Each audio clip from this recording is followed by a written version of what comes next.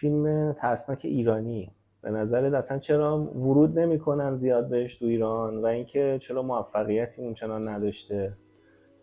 توضیح بده آره، برام. فیلم ترسناک خیلی هم عجیبه چون ایران پتانسیل زیاده دیگه، یعنی هم ما لوکیشن های خیلی ترسناک داریم، هم باورشو داریم، هم باور سنتی و مذهبیشو و داریم، اینکه هم توجیه اقتصادی داره، یعنی توجیه اون داستان اقتصادی برای هم ایران داره. هم حالا این هست. چرا نمیشه؟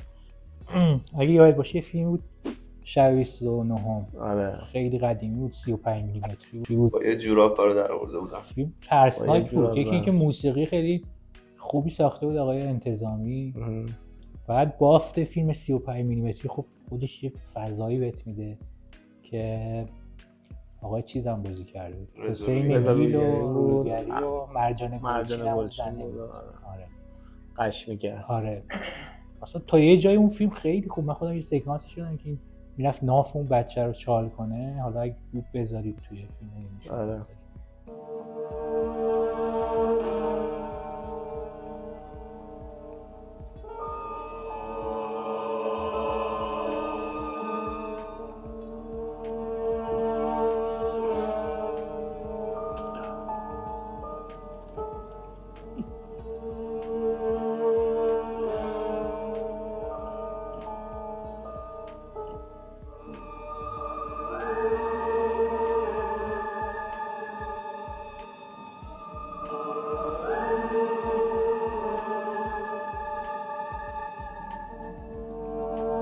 ناف اون بچه رو این زنه که آل بود، این از بالای پشت بوم میومد. یه آهنگ خیلی ترسناک واقعا ترسناک بود. من کودک بودم تو ذهنم اصلا بالا پشت اونا رو نگاه نمی‌کردیم، می‌ترسید. اینقدر ترس. اون یه خیلی شبیه شهر ما بود بالا پشت بوم. آره خیلی موفق بود اون به نظر من، ولی تهش اومده بود گفته بود که مثلا این نیست دیگه، این حسادت می‌کرده واسه خودش، واسه اذیت کنه اون زن، عاشق اون یکی بوده. اینجاش من دوست نداشتم که بس که خب فکر کنم دیگه اون موقع بهشون میگفتن که باید اینجوری ببرید. فکر کنم اصلا مجوز شده بهش. این گفتن اصلا اینجوری ببرید، تهش بگید این چیزا نیست. یه دلیلی که من فکر کنم کمترم ساخته میشه هنوز. آره حالا اونو من نمیدونم همچین چیزی وجود داره، چون یه سریال خنده‌دار ساخته بودن که چیز بود وحشتناک، احضار اسمش بود که تلویزیون پخش می‌کرد، خیلی خنده‌دار بود. ولی اون میگفت مثلا هست دیگه، اون دیگه خیلی چسبونده بود به بحث مذهبیش و برای همین تلویزیون پخش می‌کرد، شیطان و این چیزا. این شعاریش هم کرده بود و این چیزا موفق نمیشه.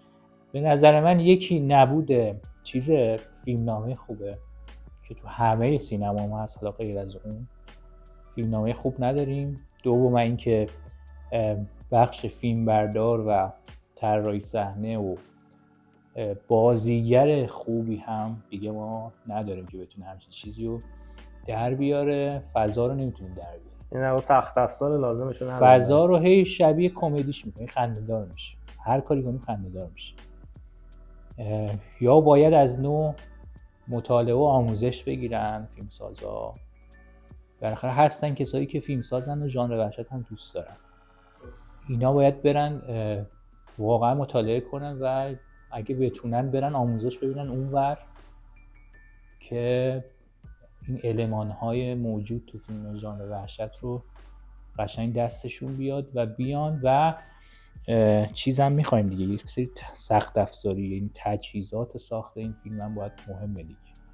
یعنی شما ویژوال افکت ما الان خیلی عقبه دیگه، ویژوال افکت یه ذره مصنوعی در بیاد با مزه میشه، این چیزه در نمیاد. سریال چیز دیدی آنها؟ نه ببین من با سریال آنها فهمیدم استعدادشو دارم بسازم و چقدر باهوش بودن که هر قسمت راجع به یکی از ترس‌هایی که برای ایرانی‌ها القا هست. آره.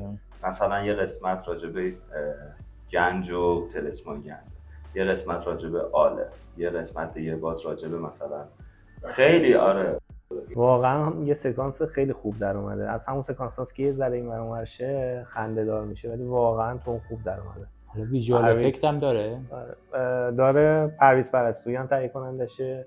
فکر کنم 9 قسمت یا 8 قسمت. شاید کلا بازیگرایی که تو این 10 قسمت ببینید 2 یا 3 نفرشون رو بشناسی، همه بازیگرای ولی فکر میکنم اگه موفق بود خیلی سر و صداش بیشتر از این حرفا بود. محیط یا- پخشش زیاد توی پلتفرمی بود تو فیلم نت پخش. آره آها. که زیاد معروف نبود مثل بقیه اگه پلتفرم‌ها. فیلمو بود مثلا آره بهتر اوایل بود. کار فیلم نت بود، خیلی اشتراکشو نداشتن اون موقع.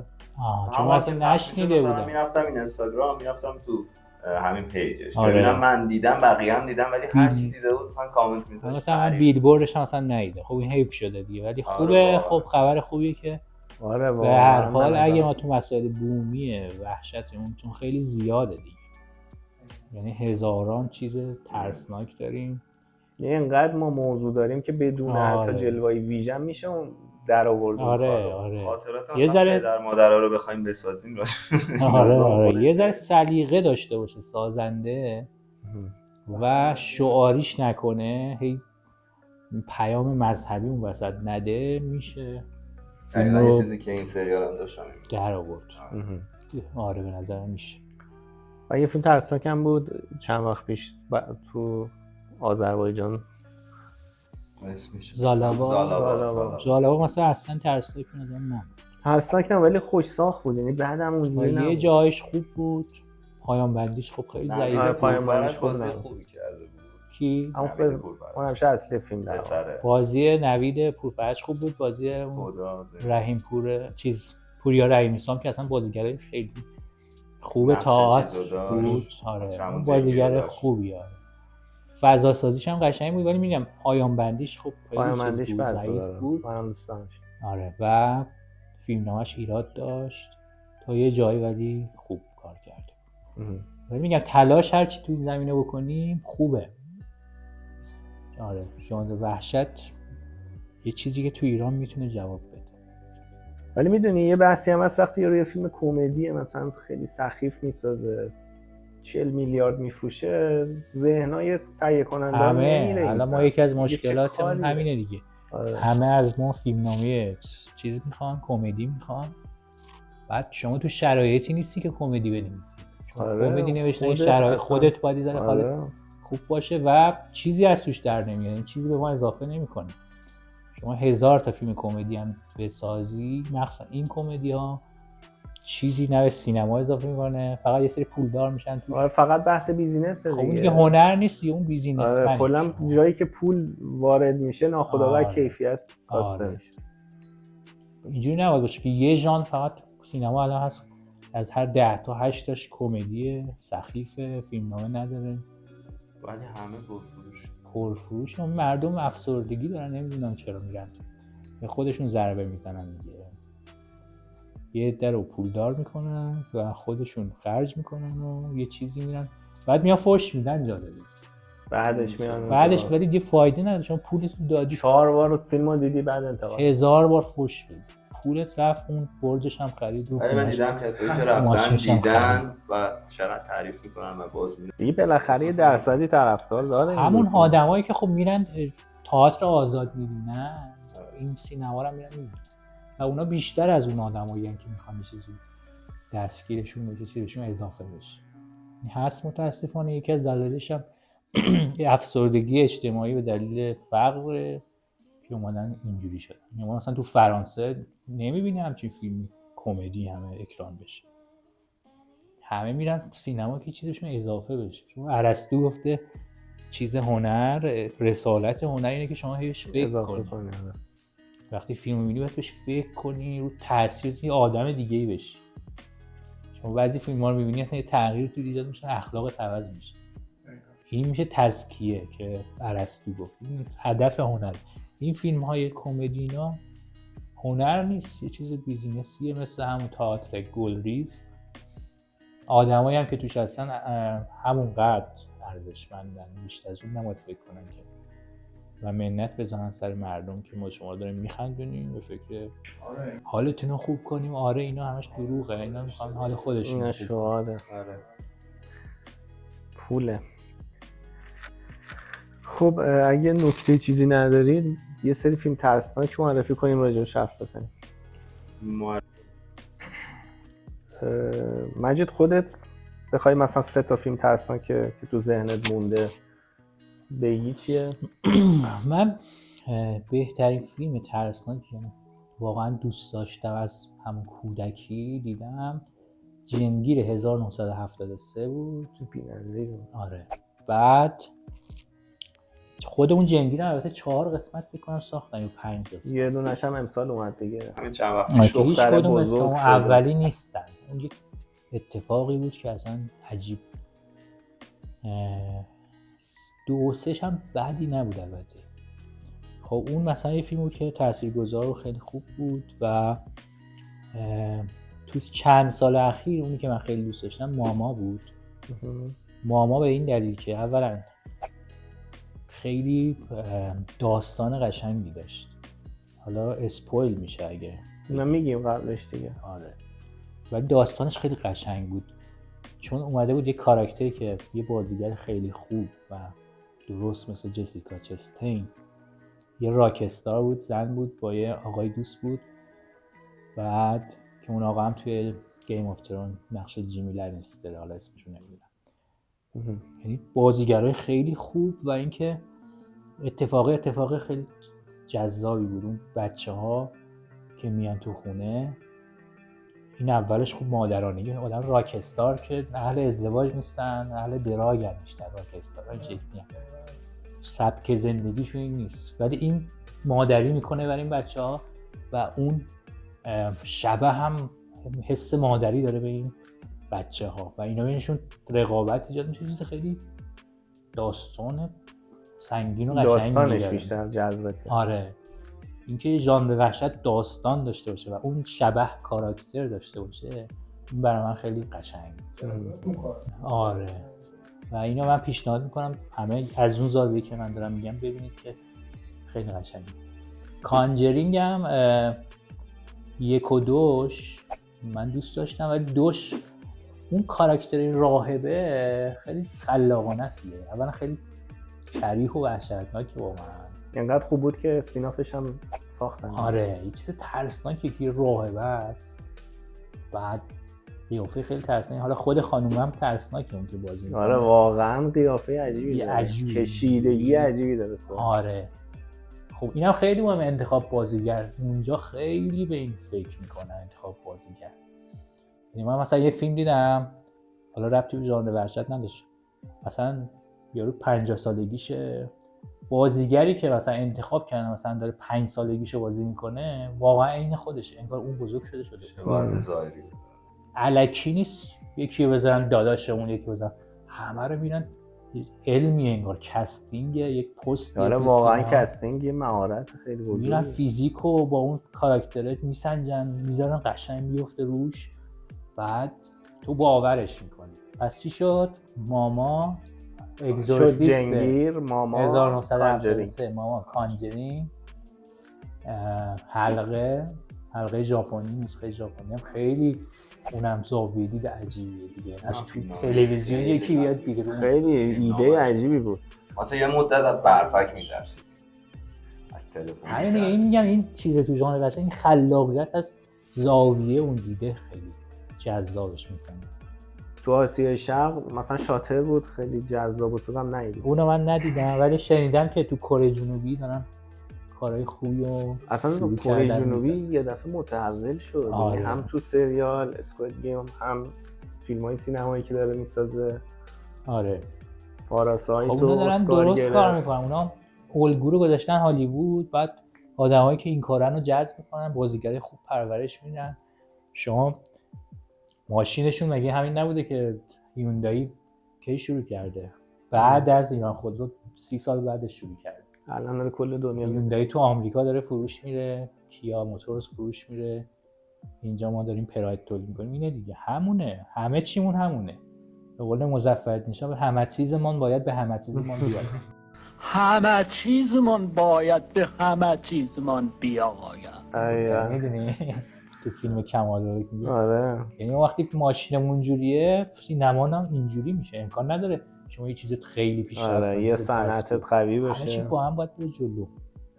راجع به فیلم آسیا شرقی حرف زدیم، فیلم‌های ترسناک ترکی چیزی دیدی مثل سیچین و دابه؟ ترکی اسمشون رو چیز نداره ولی یکم یه دونه فیلم دیدم، اونم میگم اومده بود بر اساس مسائل بومی.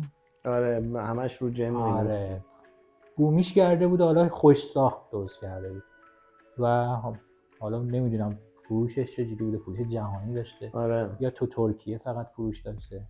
اینا رو دیگه به خاطر ببینم. همین نکته تو ایران هم فیلم ترسناکی بود دیگه، مخصوصا چون مسلمون بودن و قرآن، صدای قرآن و این داستانا. اصلا من یه پلان دیدم یه فیلم فکر کنم مال مالزی بود، اندونزی بود، نماز میخون. آره نماز میخون، خیلی سکانس خوبیه. رفت رکوع اومد اون پشتش جنامون، خیلی ترسناک بود. چرا؟ چون شما با این بزرگ ملموسه برای مامانت نماز میخونه با این چادره، بعد تنهای مثلا این کارا رو میکنه، این برات ملموس جوابگوه.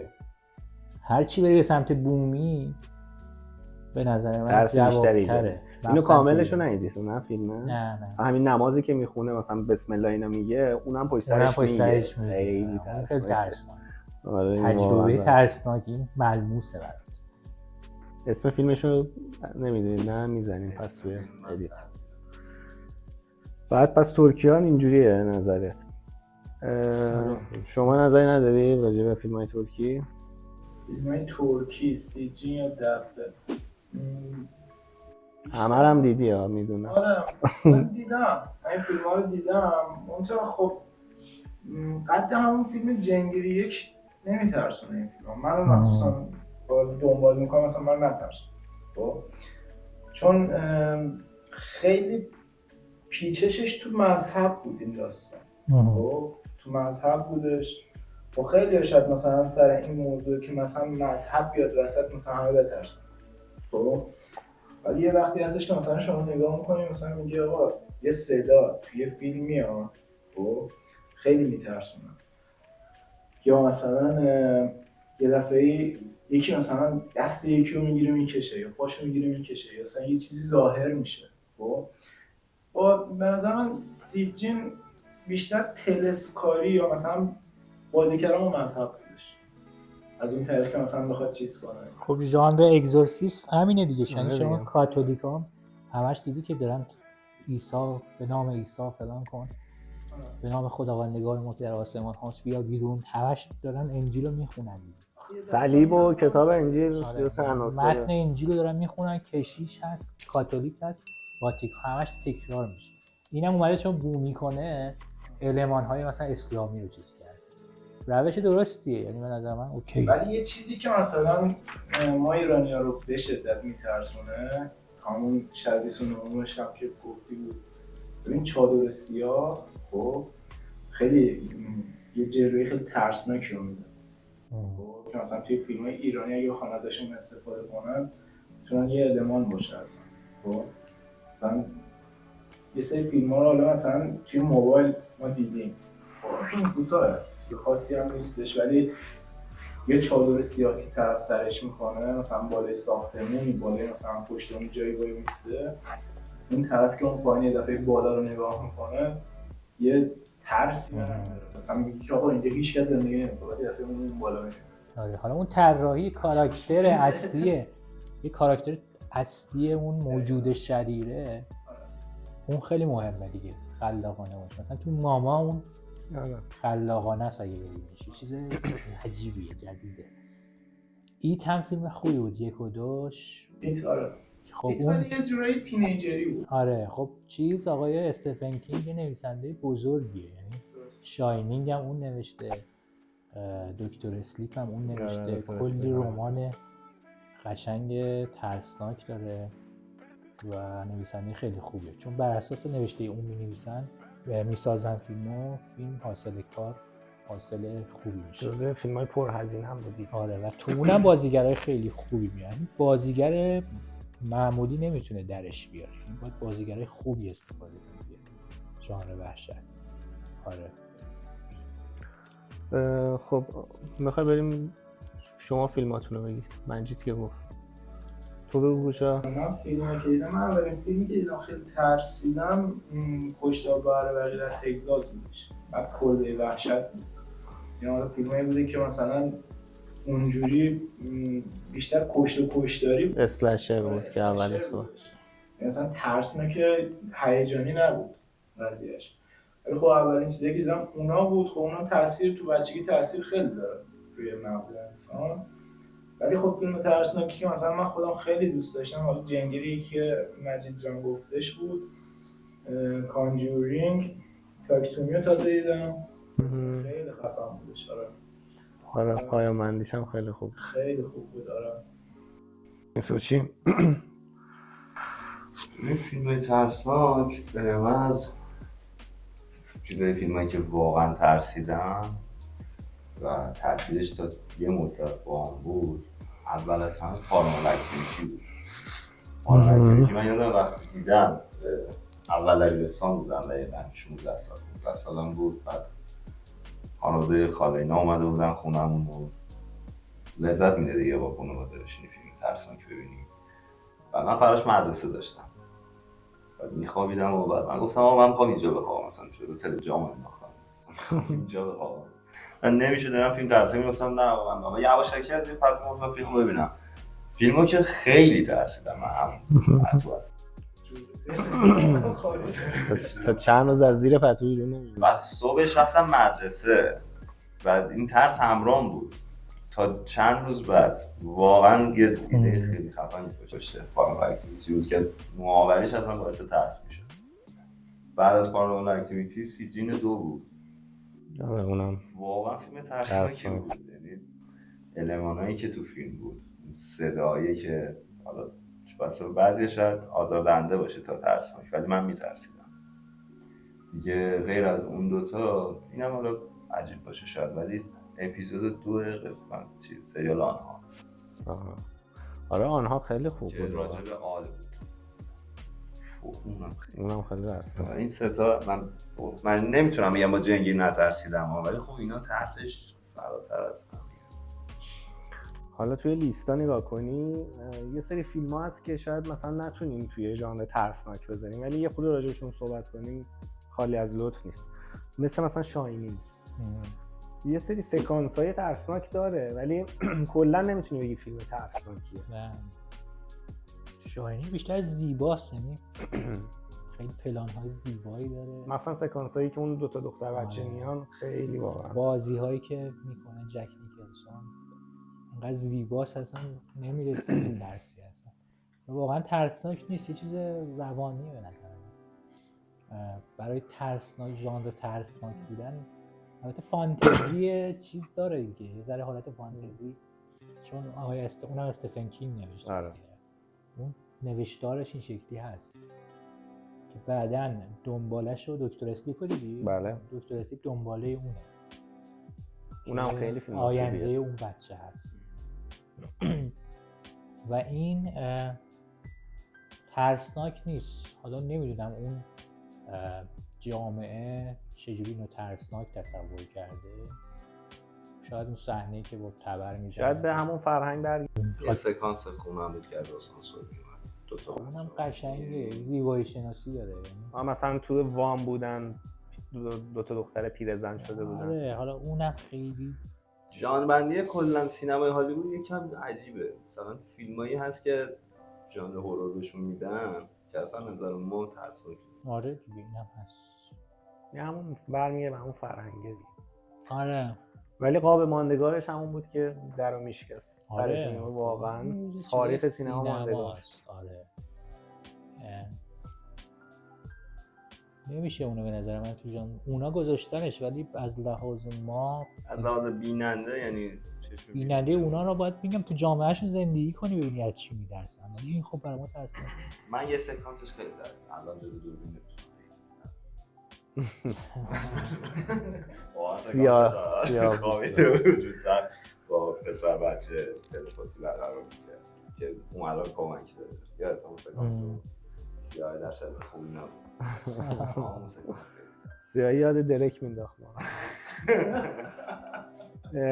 یه خیلی از فیلم‌های ترسناک الگوشون هیچکاک بوده، یعنی یه جوری هیچکاک یه سری المان آورده که هنوزم دارن از اون استفاده میکنن. لحاظ سخت افزاری دیگه، نوع پلان بندیش مثل فیلم سایکوش که مثلا اون صحنه چاقو زدن به اون خانم توی حموم مثلا به محمد مثلا یه اینور میگم یه اینور این چندین پلان داده. برای اینکه حس تعلیق رو خیلی بیشتر کنه. خیلی قشنگ به لحاظ ساختار این قشنگ در اومده. مثلا یه فیلم دیگه هم داره پرندگان، مثلا اونم بردنش تو ژانر ترسناک. بیشتر آخر زمانی میشه به نظر. خیلی ترسناک نیست، اونم برای ما ترسناک نیست. ولی برای اون سال شاید. آره همه اینا باید به لحاظ جامعه شناسی و زمان و اینا چیز بشه، مطالعه بشه که شاید اون موقع ترسناک. شاید الان یکی فیلم مثلا من پارانویک انقدر ترسیدم، شاید مثلا یه نوجوان در 90 ببینیم نترسید. نه نمیترسید. میگم بخنده برای چی با این فیلم حالا ترسیدی؟ بعد وقتی ما اینکه سینما خوندیم اینه که فیلم رو می‌بینیم دیگه مثل شما اصلا لذت نمیبریم. فنی بیشتر. یعنی مثلا من اون درخشش مثلا با پلان هایی که داره میگیره، مثلا من میدونم اون مثلا رو ریل و پنتر گرفته چقدر قشنگ گرفته. بچه‌ای که داره میره آره احتمالاً با ریل و پنتره. بچه مثلا داره چیز میکنه دوچرخه چیه اون سه چرخه کوچیک، دوربین داره دنبالش میره که اونم 100 بار برداشت میره. آدم وسواسی بود دیگه، خیلی وسواسی آقای کوبریک. خاره خدا این جذابیت بصریشو من میرم بعد از لحاظ ابزاری نگاه میکنم، با چی گرفته، چه نوری بوده اینجا، اینا اصلا باعث میشه که ما اون لذتی که مخاطب عادی ولی اصلا نمیبره. بنابراین اصلا ترسم نمیترسیم واقعا. اون 4 تا هم که گفتن ترسناکه، نه اینکه بشینم واو اینجوری بشم، میگم خوب در آورده مثلا. یعنی همه رو داریم به صورت ابزاری نگاه میکنیم و اون لذت رو متاسفانه نمیبریم دیگه. من فکر کنم مثلا سن که بالاتر میره کلا نمیتونیم مثل سن پایین بترسیم. یعنی هر چقدر اون فیلم ترسناک باشه تو نمیترسی. من ولی یه سری دوست دارم اصلا فیلم ترسناک میترسیم و اصلا خوب میشه. بعضی اینجوریه. یعنی ما خودمون شاید یه سری آدمی هستیم یه ذره سر شدیم. یه سری تاثیر منفی داره. یه سری آدما هستن که واقعا نمیتونن ببینن ترسناک. آره. همین معمولیایی که شما ترسناک نیستن نمیتونن ببینن. طیفی هست که واقعا 8 میلیارد جمعیتیم با 8 میلیارد سلیقه و تفکر گوناگون که یه فیلم ساخته میشه کافیه 5 میلیون مخاطب داشته باشه برده اون فیلمه از لحاظ مالی و از لحاظ معنوی. روزماری بیلی هم تقریبا میشه گفت که ترسناک نبود ولی داستان داستان خیلی قشنگی داشت. موزیکش هم ماندگار شد. بله روزماری بیلی در واقع همون حضور شیطان رو داره تو زمین. آره. یعنی موضوع چیزو داره میگه. اصلا در واقع فرزند شیطانه دیگه. آره موضوع اینا اسپویل میشه دیگه. اشکال هم میزنیم تو اول ادیت. آره. بعد این موضوع و تهش این موضوع رو میبینیم، یعنی ژانره به صورت چیز میره، درام تقریبا، درام معمایی میره و تهش میبینیم که یک جریانه، حالا که این جریان هم اساطیری و مذهبی و هرچی هست نشون داده میشه که لابلاش هم فلش بک های مثلا کلی هم حالا زیرلایه داره که شوهرش هم حتی با اوناست بسته باشه که به خاطر منافع این زنه رو اصلا انگار چیز کرده، معامله کرده. آره دیگه قربانی این زنه. این خیلی جذابه و اون آدمای مهربون همشون دار و دسته این که میفهمی اون داستان اصلا چیز دیگه ای بوده. این لطف و محبت ها برای چیز دیگه ای بوده. این وحشتناک نیست ولی قشنگه، زیباست. به عنوان یه فیلم خوب میتونه. موروثیو فکر کنم ندیدم. موروثی جزو فیلم‌های خیلی جذابه و فکر میکنم در جزو ترسناک‌ترینای اواخر بوده که اومده. موروثی فوبیای منم توش بود دیگه. آره. حالا اینکه اسپویل دیگه، فوبیات هم بگو. سکانسش باید مجلس که نگه اسپویل کنم. اما اول کاره در واقع. آره تقریبا یه 10 دقیقه فیلم میگذره. میره دنبال خواهر کوچیک بیماری هم داشت فکر کنم. بعد این دوست داره میره لب پنجره. یا حالت اینجوری سرشو از پنجره ماشین بیرون میگیره و این فوبیای من از بچگی تا الان هست که یکی سرش بیرون میگیره تا نخوره به چیزی. بعد اینو دیدم من که سر بچه میخوره به از این تیرای چراغ برقی که کنار خیابونه سرش کنده میشه و میمیره دیگه. آره از اونجا دیگه فیلم شروع میشه. یعنی ترسش هم حالت چیز نداره، کیلری نیست. آره ماورا طبیعیه.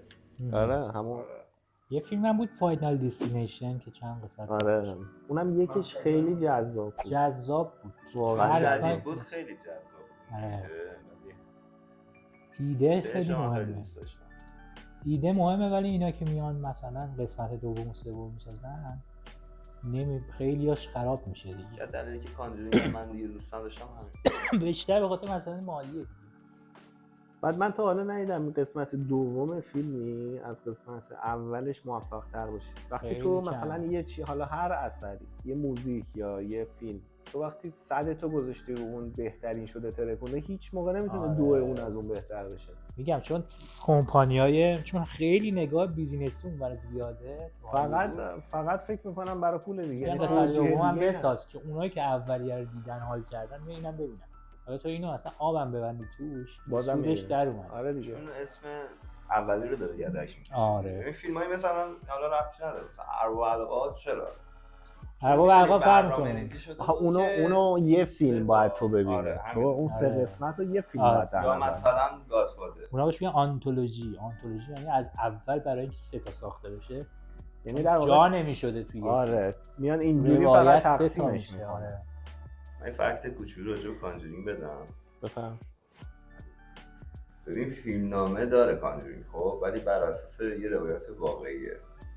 دیدی اونو؟ آخه روایت واقعی که می‌نویسه مستندش چیه؟ مثلا اون یارویی که اون خانومی که نقشه میگه عکسشو میذاره آخرش تو تیتراژ. مستند راجع به اونم ساختن اصلا. اون چند سال پیش بود. آره. میگم عکس چیزو میذاره تو تیتراژ، اصلا برای از زبان اونم اصلا حرف بزنه.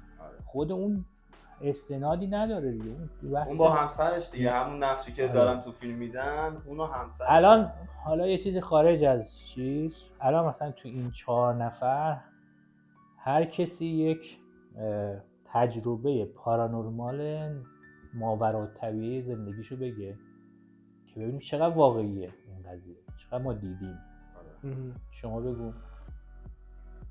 من خیلی بچه بودم، بعد خونه خالم بودم. همین فیلم کشتار برقی دیدم. ببین اصلا هیچ ربطی مثلا به ژانر مثلا وحشت مذهبی نداشت. اون مثلا اسلشر. خب بعد مثلا خالم یه دونه خرگوش داشت. بعد موقعی خوابیده بودیم، من خب ساعت 2-3 نصف شب پا شدم مثلا آب بخورم.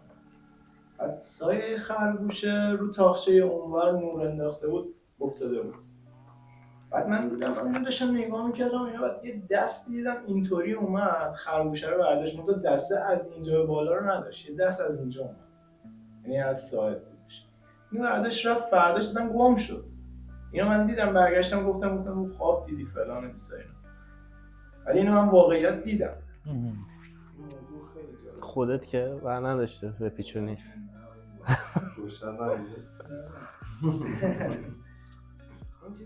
تو بیداری دیدی اینو؟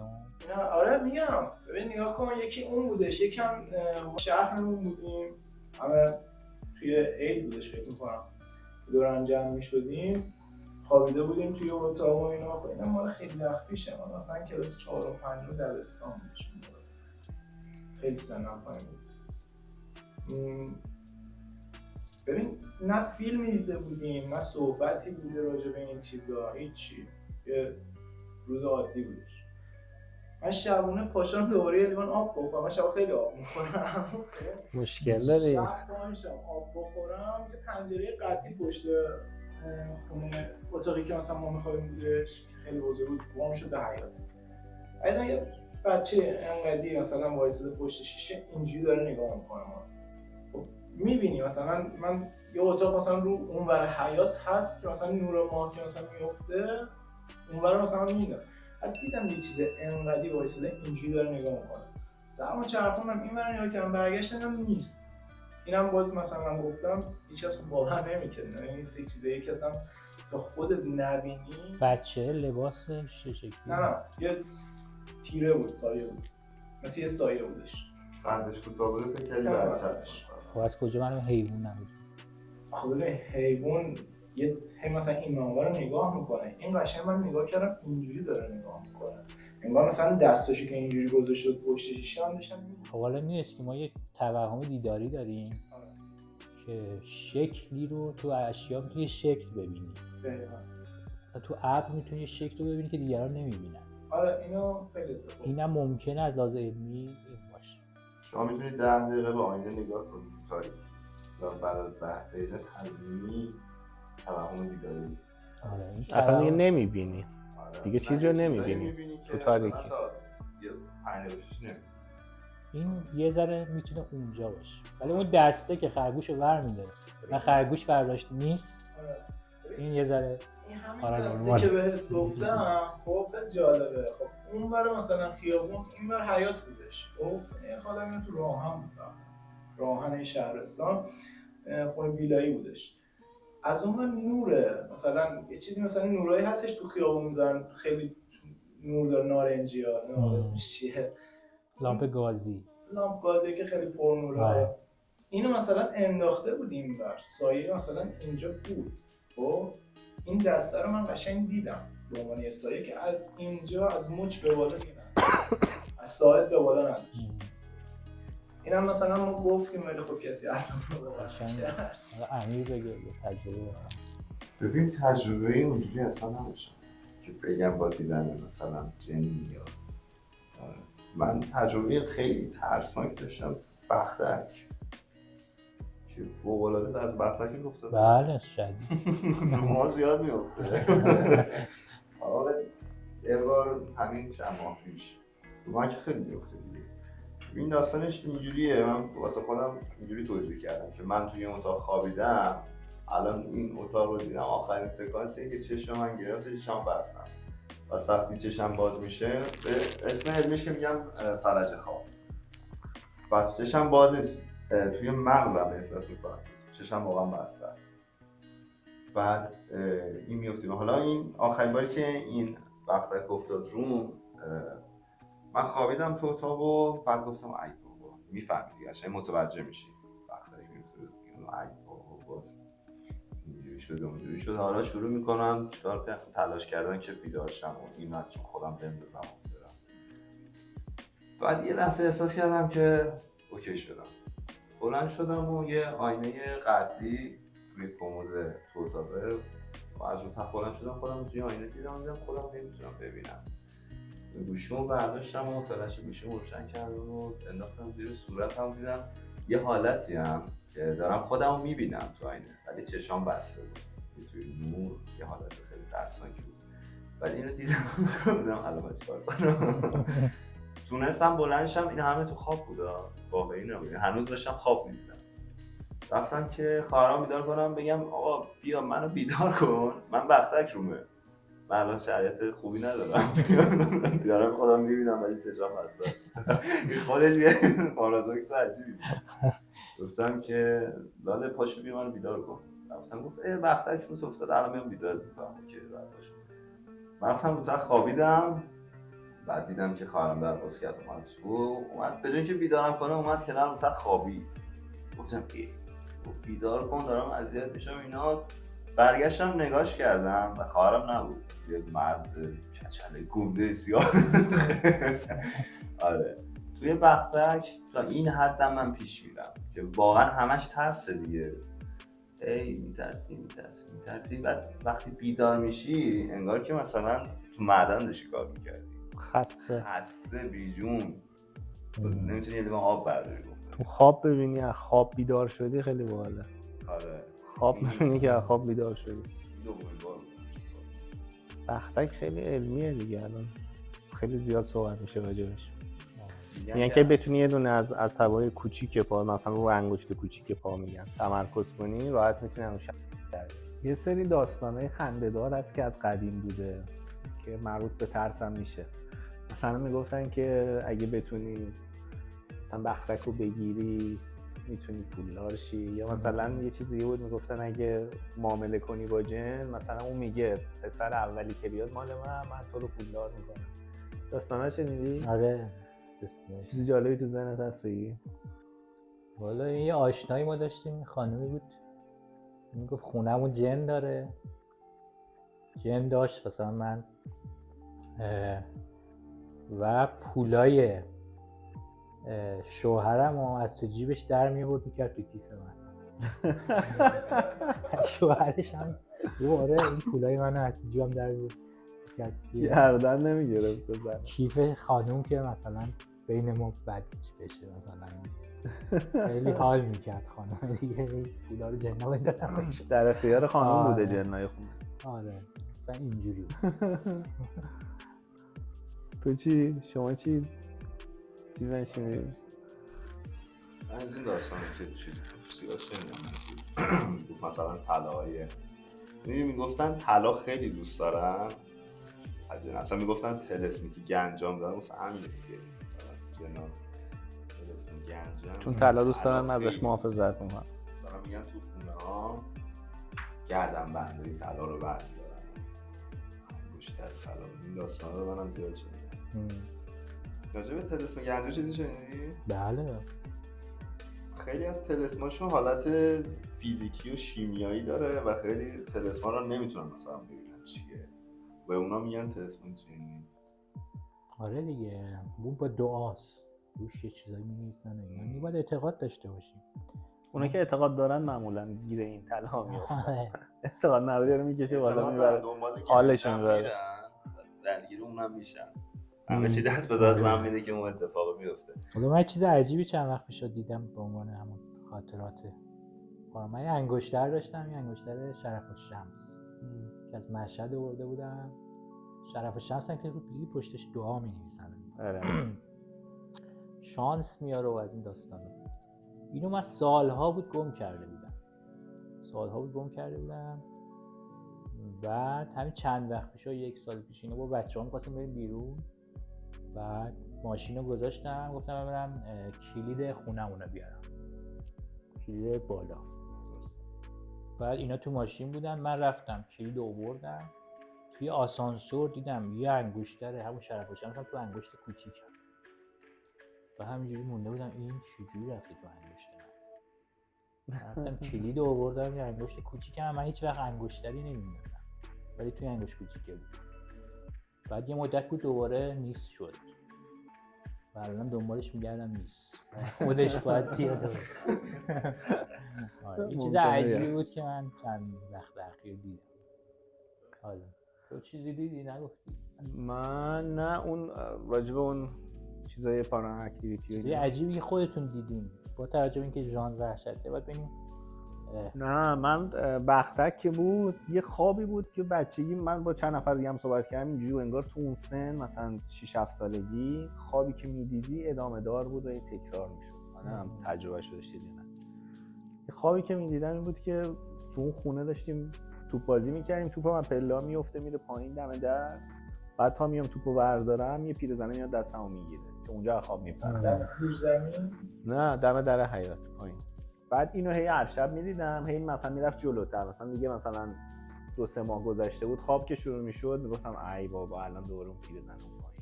حالا مثلا میرفتم نگاه میکردم یه پیرزنه اومده بود تو، هی این تکمیل میشد این خواب. شد مثلا 1-2 سال من این خوابو هی هر شب میدیدم. آره منم می‌بینم. آره فکر کنم تو اون سن یه حالتیه مغز که اینجوری میشه. مثلا همین میتونه اینا همه ایده های ترسناک میشه ازش در بیاد. آره. خب اگه چیزی نمونده که ببندیم کارو. خیلی ممنون، خیلی لذت بردیم مجید جان، کیف کردیم. ان شاءالله اپیزودهای فیلمی که داشتیم حتما زحمت بدیم بیای استفاده کنیم از علم تو، تجربت. خیلی حال کردیم. بچه شما حرفی ندارید؟ ممنون از مجید که امروز شروع کردیم. آره خیلی حال داد. ممنون از شما. قربونه. خیلی برنامه خوبی شد این برنامه و چسبیده بود و شاید اطلاعات مفید برای من هست. تشکر از مجید. چاکریم، کاری نکردیم، ما استفاده کردیم. بچه‌ها اگه فیلم ترسناکی دیدید که ما اسمشو نبردیم حتما برامون کامنت کنید و اینکه ساب کنید، حمایت کنید، اتفاقات خوبی میفته. فعلا خداحافظ.